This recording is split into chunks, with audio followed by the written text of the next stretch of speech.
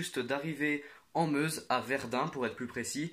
Donc je loge en plein centre-ville, ça c'est trop cool. Une grande maison avec un grand jardin, il y a le canal qui passe au fond du jardin et tout. Non, franchement c'est grave cool quoi. Le cadre est bien et tout. Et puis vous n'êtes pas sans savoir que je suis un grand passionné d'histoire, plus particulièrement de la Première et de la Seconde Guerre mondiale. Donc là, cette semaine, je sens que ouais, voilà quoi, je vais m'éclater. Surtout que j'ai prévu d'aller visiter pas mal de sites disséminés un petit peu partout sur les champs de bataille aux alentours de Verdun. Je vais donc essayer de vous montrer le plus de choses intéressantes que possible.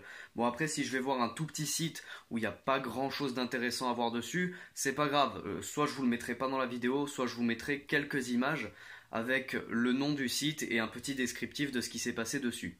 Par contre, quand je vais aller visiter des gros sites où il s'est passé énormément de choses importantes pour la Première Guerre mondiale, là je vais vous envoyer la blinde d'informations, la blinde d'images, je vais vous envoyer tout le descriptif de ce qui s'est passé là-bas, enfin voilà, je vais vous montrer vraiment tout ce qu'il y a à vous montrer et vous expliquer tout ce qu'il y a à savoir. Donc je vous retrouve lorsque je suis arrivé sur le champ de bataille.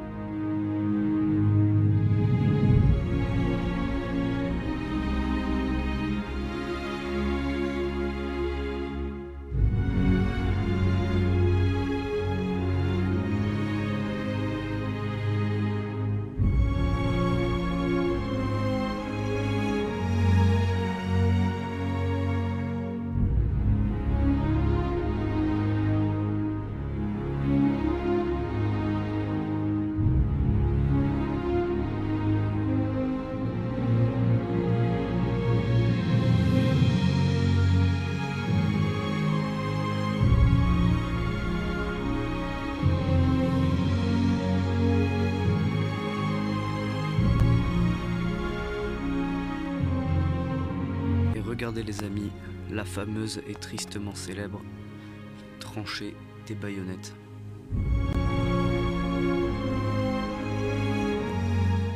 C'est impressionnant.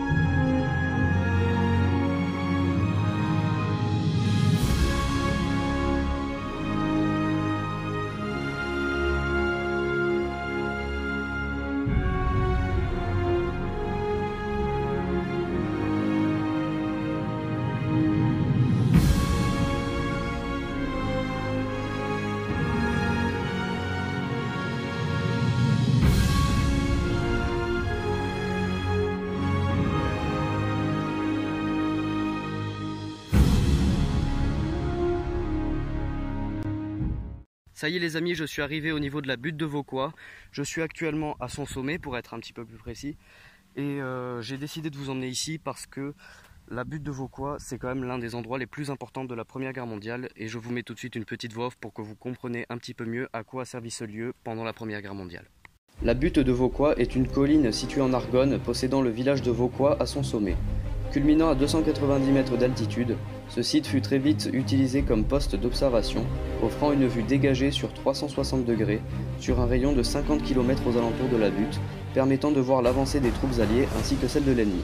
Voyant que les conflits se déroulant en surface pour récupérer le sommet de la butte n'aboutissent pas, Français et Allemands vont commencer à creuser des kilomètres de galeries, 22 pour être plus précis, 17 du côté allemand et 5 du côté français, servant à faire exploser les lignes adverses par le dessous.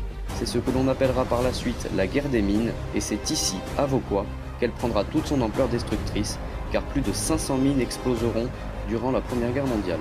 519 pour être plus précis, 199 par les Allemands et 320 par les Français, ce qui anéantira le village et bouleversera le paysage à tout jamais. Maintenant que vous savez ce qu'il y a là-dessous, je vous propose d'aller le visiter.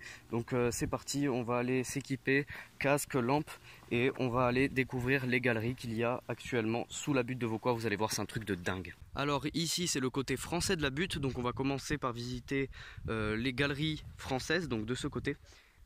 Et après on se dirigera de ce côté, qui est le côté allemand, pour visiter les galeries allemandes. Ça y est, on est dans les lignes françaises, on va pouvoir commencer notre visite. Regardez. Voilà l'entrée des galeries, il y a de la lumière au fond.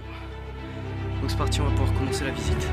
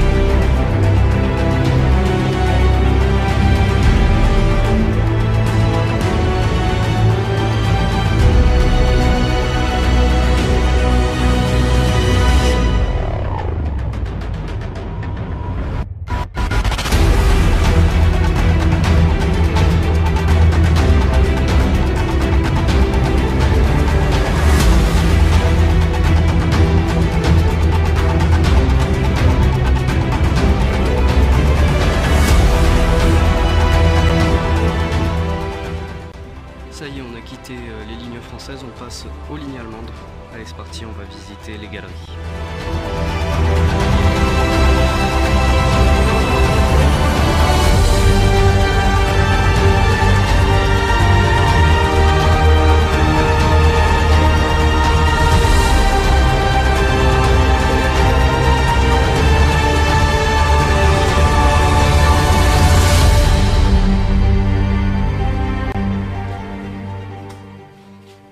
Donc là nous sommes actuellement dans une chambre d'officier.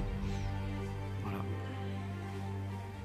Chambre d'officier qui avait encore son petit poêle personnel avec l'aération. Un petit poêle à bois. Les isolateurs toujours d'époque.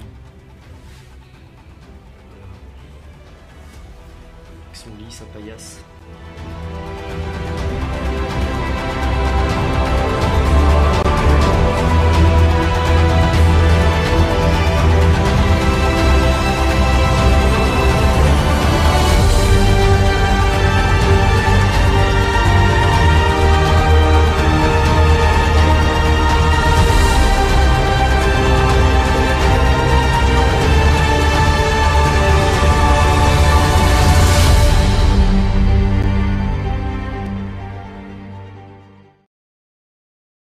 Les amis, regardez où je suis.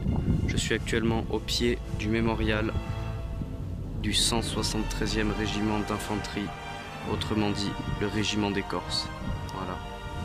C'est un moment très solennel, franchement. Regardez, voilà, décoration, tête de Maure, la Corse, tour génoise. Voilà, avec la plaque.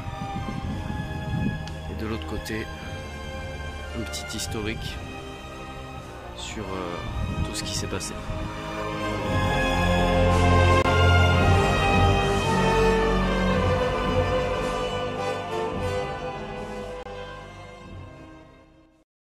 Bon ben voilà les amis, je vais pas tarder à quitter la Meuse, je vais pas tarder à quitter Verdun, donc la voiture est chargée, les sacs sont prêts. Je vais pas tarder à partir. Bon bah voilà, hein, c'est triste, hein, mais bon, j'aurais aimé rester un petit peu plus longtemps, surtout que moi je suis un peu, comment dire, je suis un passionné d'histoire, donc Verdun, tout ça, la Première Guerre mondiale, j'adore. Donc voilà, franchement, bah, c'était un super séjour ici en Meuse à Verdun. En plus il faisait pas trop chaud, donc ça c'était cool. Je ne voulais pas partir sans remercier toutes les personnes de Meuse, de Verdun, d'Argonne, enfin tout ça, toutes les personnes qui sont sur les champs de bataille. Je voulais vous remercier de me suivre, de me regarder. Voilà, gros big up à vous, à tous mes viewers et à tous mes abonnés qui sont du coin. Et voilà les amis, mon séjour en Meuse touche déjà à sa fin, mais ne vous inquiétez pas, car le voyage lui n'est pas fini.